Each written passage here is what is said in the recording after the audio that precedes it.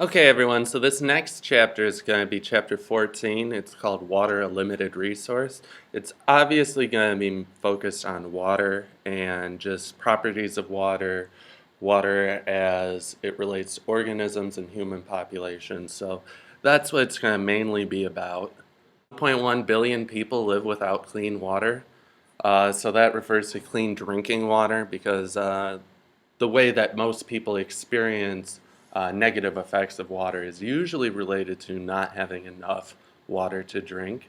2.6 billion people lack adequate sanitation. So, what that refers to is the ability to make sure that your water is free of disease or things that could make you sick or particles, things like that. 1.8 million people die every year from diarrheal diseases. They mainly affect children under the age of 2 years old. And what happens is, with prolonged periods of diarrhea, somebody loses a lot of water and the salt from their body. And as a result of that, there can be complications that can eventually result in death. 3,900 children die every day from waterborne diseases. So within residential areas, water is commonly used, but the amount that we use is really dependent on where we live. Here in the developed world, specifically in North America and Japan, we use about 350 liters of water a day. Europe tends to be more conservative with their water use. They use a little bit less. They only average about 200 liters. In less developed areas, such as sub-Saharan Africa, they're only using 10 to 20 liters a day. So the amount that your household uses really is dependent upon where it is that you live. It might be interesting to compare these values to the values that you came up with for your water lab to see how you compare with average North American residents or to other individuals from around the world. Water is basically considered a shared resource. The reason for this is that the hydrologic cycle, the water cycle, it basically is indiscriminate of where it occurs, meaning that even if you evaporate water from Lake Michigan in the United States, it can rain in Canada somewhere completely different. So, I mean, it's something that we're sharing. Not only is it the case that we're sharing it like that, but rivers tend to form borders between countries. So, when that occurs, a lot of times the river is shared between two different countries.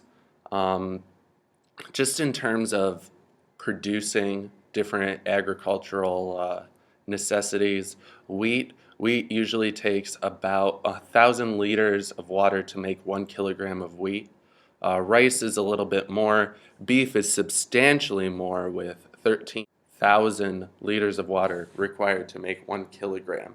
And the reason that meat is so significantly higher is because when you think about it, if you're killing a cow in order to eat it, you have to essentially grow all of that cow's food that it ate for its entire life. So you're growing that grass, and in order to grow that grass, you have to water it. So all that water that you use to water the grass, as well as all the water that the cow just drinks, is contributing to that really high water demand food. Water plays an important role. It shapes continents, so our water masses dictate the size of our land masses.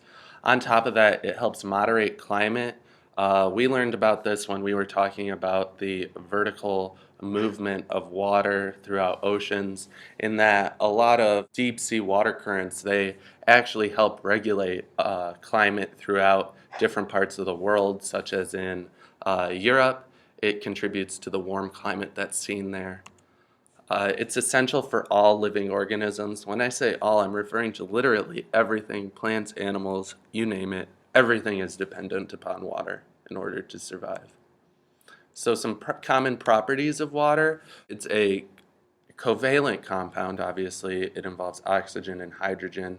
It's a polar compound. The reason for this is as you can see right here, the two hydrogen atoms connect to the one oxygen atom. And the way that they do that is with the two hydrogen atoms on one side, while the negatively charged oxygen atom is the other side. So what it does is it creates two different charges on the same molecule, where one side is more positively charged and one side is more negatively charged.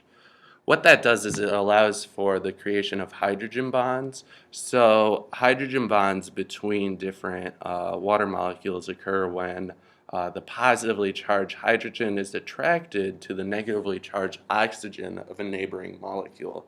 And they're considered less strong than both ionic and covalent bonds, but they still are a force that influence the behavior of water.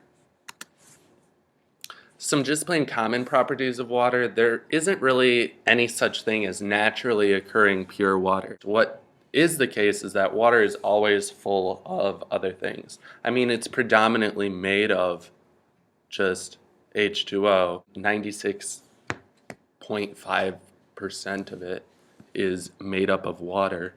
But some other things that are in it are mainly ions. So we have our chloride ion, sodium ion, sulfate ion, magnesium, calcium, potassium, and then there's a few others. But sodium chloride is the main salt present within water. So that's the combination of a sodium atom and a chloride atom. So that's why those things tend to make up the largest percent of the composition of water besides water itself. Again, just this is an overview of the hydrologic cycle. Obviously, water is greatly influenced by the hydrologic cycle, as it basically is responsible for the movement of water across the globe. So what happens again is either water enters the atmosphere either through evaporation of surface waters being soil, streams, lakes, and rivers. It can also happen through the transpiration of plants and vegetation. And what eventually happens is the water vapor will condense and it will form into a cloud. That cloud will then eventually precipitate, meaning it will fall to the earth as rain, snow, sleet, or hail. That precipitation, it can either be in the form of runoff being precipitation that's hit land and then eventually will drain into a watershed and then meet up with an ocean, or it can go into groundwater and contribute to aquifers. In terms of the overall composition of water across the globe, 97.5% of all water is seawater, so that means that it's comprised of sea and oceans. Of the amount that is fresh water, keep in mind we can only drink fresh water. Only 2.5% of all water on Earth is fresh water, and of that 2.5%, of the whole 2.5, the majority of that is made up of ice caps and glaciers, so most of that fresh water is frozen. The other remaining portion, 0.5%, is either groundwater or surface water. So those would be lakes, rivers, streams, and ponds. On to different types of water. The one that I've referred to several times already is surface waters. Surface waters, they refer to lakes, rivers, and streams. So basically anywhere that you're going to find just regular water on the surface of the planet. Runoff refers to precipitation that's fallen on the ground and then eventually migrates its way to meet up with larger bodies of water.